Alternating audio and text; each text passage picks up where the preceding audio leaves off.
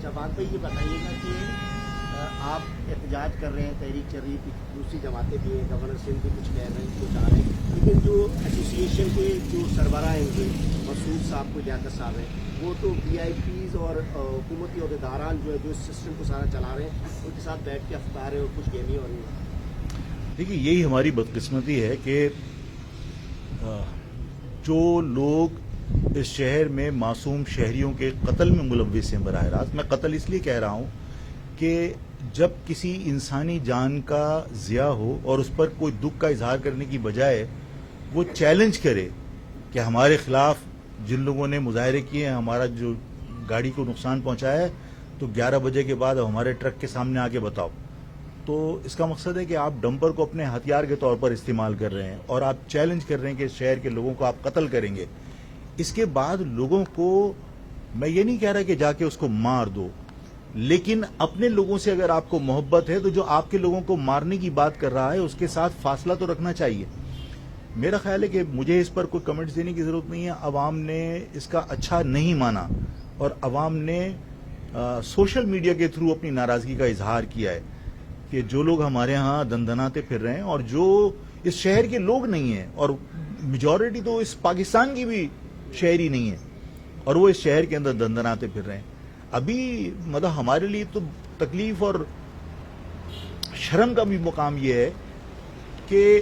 آپ کے شہر کے اندر جگہ جگہ افغانی پرچم لے کے اور غنڈہ گردی ہوتی رہی ہے.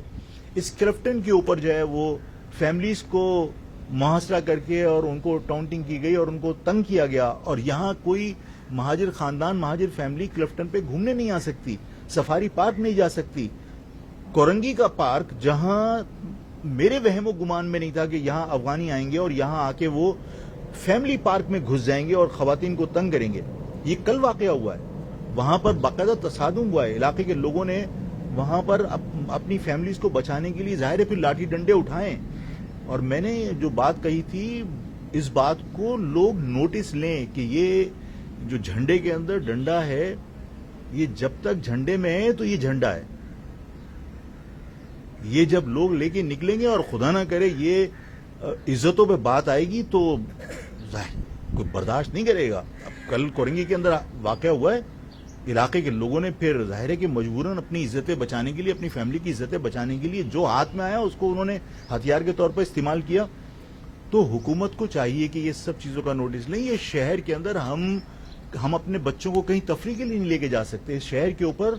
باہر کی مافیاز نے آ کر، ایسے لوگ جو غیر مہذب ہیں، جو اپنی فیملیز کو یعنی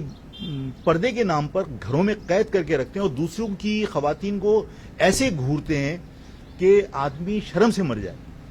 انسان اگر انسان ہے،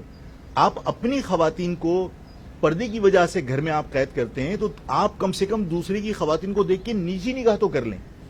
لیکن اس شہر کے اندر یہ سب کچھ ہو رہا ہے اور مجھے لگتا ہے کسی بہت بڑے تصادم کا پیش خیمہ ثابت ہوگا یا یہ وجہ ثابت ہوگی.